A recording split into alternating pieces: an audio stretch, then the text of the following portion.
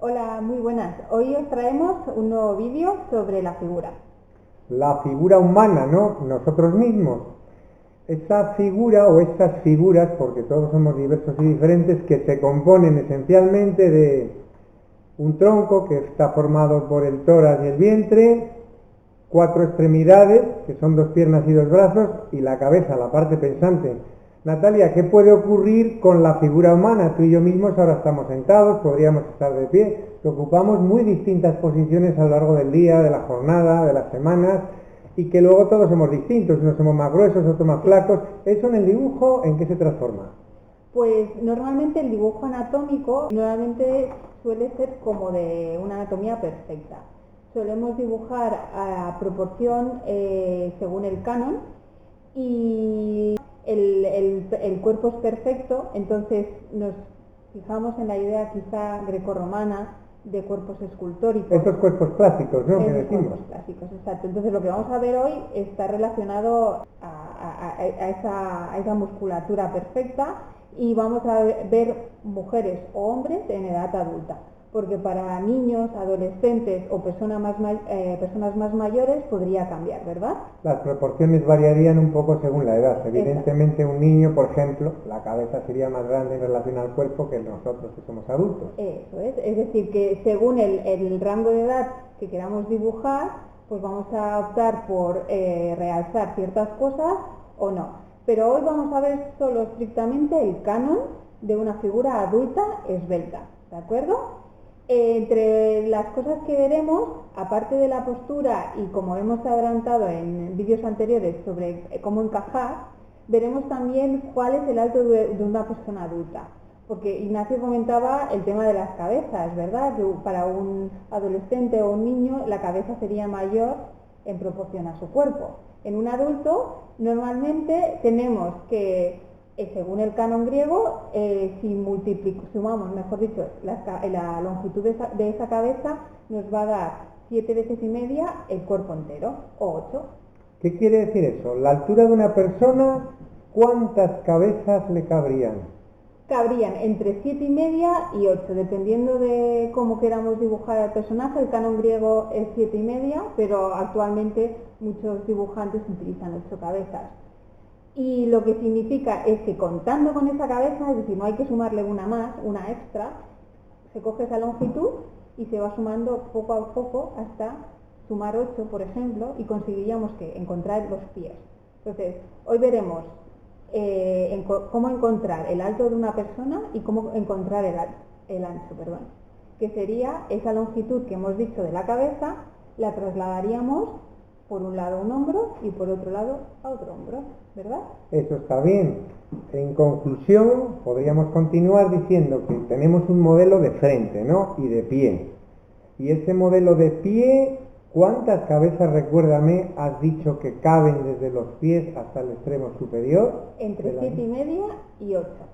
Luego, si queremos pintar o dibujar una figura humana más o menos de frente, caminando como la que enseñamos o posando, no debemos hacer, por ejemplo, un monigote en el que la cabeza sea la tercera parte del total. Eso no sería un dibujo clásico, un dibujo acorde con los cánones que son los que nos enseñan a dibujar y pintar.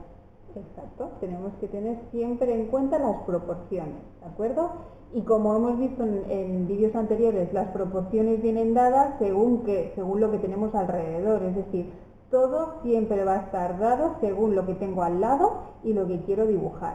Es decir, que tenemos que partir de algún elemento para ir buscando la proporción con el resto. En este caso, como hemos dicho, el elemento va a ser la longitud total de la cabeza, ¿de acuerdo? Y luego pues iremos sumándolo hasta encontrar los pies. Si queréis hacer a un personaje, pues no sé, un niño de 5 años, pues igual en lugar de usar las 8 cabezas, usaríamos pues entre 3 o 4 quizás. O si queremos hacer a un personaje adolescente, pues quizás 6 cabezas vendría muy bien, ¿no? Porque está casi como en una edad adulta, pero sin llegar a hacerlo. A esa longitud del personaje adulto como nosotros. Exacto. También tenemos otro problema, ¿no? ¿Cuál? No es lo mismo encontrarnos que posa alguien totalmente de frente a nosotros y erguido, en una posición, diríamos, de firme, o alguien que más o menos puede estar caminando, puede estar moviéndose. Es decir que, por ejemplo, yo ahora inclino un hombro más que otro, que los ejes del cuerpo, si bien tenemos la medida longitudinal de arriba abajo, van variando, que una pierna está más atrasada, que una rodilla está más arriba, otra más abajo. En esos casos, ¿qué hacemos para llegar a representar esa figura en un cuadro, en un lienzo, en una tabla? Pues tendríamos que estudiarlo. Entre otras cosas, como ha dicho Ignacio, tendríamos los ejes. Lo que hoy vamos a ver serían los ejes de los hombros y los de la cadera. Según qué inclinación tengan, pues yo voy a optar por hacer unas cosas u otras, ¿de acuerdo? Si queréis lo vemos directamente sobre el dibujo. Bueno, aquí tenemos la imagen que vamos a trabajar, que como decíamos antes, tenemos si queremos saber la altura, pues elegiríamos la longitud de esa cara y la iríamos sumando poco a poco hasta llegar a la altura. ¿Cuántas cabezas te salen desde el extremo superior hasta el pie, normalmente en una figura clásica, Natalia? En la clásica 7,5, aunque yo recomiendo 8 porque son números cerrados. Porque, sí, claro, en el 7, esto no lo hemos comentado, pero normalmente la altura sería 7 cabezas y media, y la mitad está justamente en la ingle, que sería pues en la cabeza 3,70 o algo así. O sea, en la ingle está la mitad del cuerpo cuando hacemos una figura más o menos de frente como esta que está caminando. Exacto. Entonces, para hacerlo más con números cerrados, si hacéis 8 cabezas, pues ya sabréis que entre la cabeza 4 y 5 encontraréis la ingle, y así es más fácil. Pero lo que vamos a ver hoy es cómo empezar a hacer una estructura interna y conseguir esto, que aún no lo hemos nombrado, pero se le llama contrapuesto. ¿De acuerdo? Tenemos aquí la cabeza, ¿de acuerdo? Y luego lo que me interesa es conocer la dirección de la clavícula o los hombros con la de la pelvis o caderas. Contrapuesto porque el cuerpo está con ciertas inclinaciones. Eso es. No vemos un hombro a la misma altura que el otro, igualmente pasa con el vientre, ¿no? Los costados de la cadera, y también podéis observarlo muy claramente en las rodillas. Sí. Sobre la izquierda se soporta todo el peso y aparece ligeramente superior a la derecha, que está más descansada. Eso también lo tenemos que tener en cuenta. Como hemos dicho, que es el contrapuesto, si nosotros prolongamos una línea y la otra línea, en algún punto se toparán. Eso significa que no son paralelas, ¿de acuerdo? No es una figura que esté con los dos pies apoyados, sino solo un pie, que es el que hace la tensión, como bien decía Ignacio. ¿De acuerdo? Tenemos cabeza, podemos calcular la altura, tenemos inclinación de la clavícula, los hombros, caderas y, por supuesto, la columna, que tendría que tener cierta curvatura porque esta zona de la cadera está más alta que la otra. Entonces es imposible que si mi brazo izquierdo y mi cadera izquierda están más juntas que la derecha, es imposible que esté completamente recta. Tendrá cierta curvatura. O sea que el eje del cuerpo se curva. Eso es, porque es la columna vertebral y podemos hacerlo. Tener en cuenta que hay huesos que son rígidos, no se pueden mover. Tenemos zonas flexibles que podemos rotar o mover, como son hombros, codos, rodillas y tobillos. Todas las articulaciones. Exacto, las articulaciones sí que se pueden rotar, mover, hacen giros. En cambio hay otras partes del cuerpo que como bien sabéis, no podemos mover. Entonces la columna sí que puede facilitarnos mucho el dibujo, porque no solo para esta postura. Imaginaos que yo quiero dibujar a una persona que está abrochándose los zapatos, pues ubico la cabeza y giro la columna, por ejemplo, ¿no? Y le pongo la chepuda, aquí estarían los hombros, imaginaos aquí se está atando la columna y aquí ya vendría la pelvis, igual así no lo podéis ver, pero... En próximos vídeos, en cualquier caso, estudiaremos otras posiciones de la figura humana. Eso es.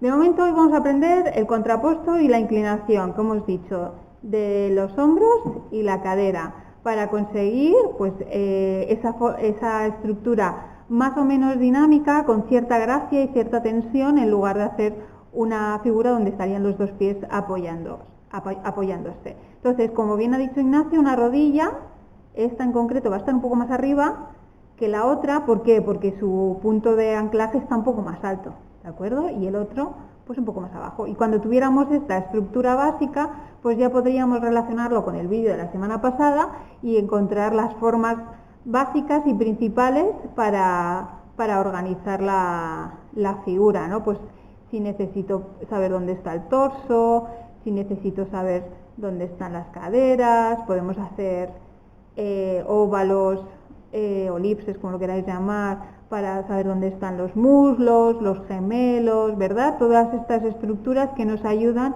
a saber dónde está, a ubicar dónde están cada una de las partes. Veo que por la cadera, por el vientre, al final el cuerpo humano se intuye como una forma sería de mariposa, ¿no? Sí, nuevamente dibujamos la pelvis como si fuera una mariposa, ¿de acuerdo? Y así más o menos la organizáis. Aquí luego saldría la cabeza del fémur, ¿de acuerdo? Y así también dais paso a lo que es el bajo vientre. Recordad que el ombligo solo es el centro de gravedad y que la mitad del cuerpo está en la ingle. Y luego otra cosa curiosa que podríamos hablar sobre la pelvis es la obertura. Las mujeres son 120 grados, en cambio los hombres es más estrecha y son 90 grados. Y por eso las mujeres son más anchas de cadera que los hombres. Así es, por lo menos en las figuras clásicas, que luego la naturaleza nos provee de todo. Eso es. Hay que recordar que en cualquier caso, lo primero que hace un artista, un pintor, una ilustradora, es una observación de los contornos de la figura, elemento, objeto, en este caso persona, que tenemos como modelo. A partir de ahí, todo el despiece que ha hecho Natalia nos hace llegar a los ejes, las inclinaciones, el encaje y anclaje de los elementos. En un cuerpo humano nos imaginamos esa idea general que todos tenemos de la estructura ósea y es la que sirve de eje para empezar a trazar. Después vamos añadiendo, como ella bien decía, esos bucles que componen ya la parte musculosa y casi sin darnos cuenta estamos llegando a tener nuestra figura sobre el papel, la tabla o el lienzo. Exacto, lo que nos lleva a resumidas cuentas a que no tenemos que hacer como una especie de escáner e ir dibujando de arriba a abajo, sino tenemos que organizarlo y cuando lo tengamos organizado nos será mucho más fácil ponernos a dibujar porque normalmente esa figura es como muy imponente, la figura humana da demasiado respeto porque hay muchos elementos, pero en cuanto los analizamos es mucho más fácil. Y si hemos llegado hasta aquí, dentro de nada aprenderemos luego a vestirla y a dibujarle encima los pantalones, los vestidos, las distintas piezas que componen el vestuario humano. Sí, buen dato, Ignacio, porque lo importante siempre es saber conocer lo que hay debajo. Luego ya hablaremos de pliegues, arrugas, traje, ¿verdad? Ya viste, le pondremos ropa a la figura, pero es importante conocer la estructura para poder luego añadir cualquier elemento encima. Muy bien, si queréis ahora vamos a dibujarla juntos.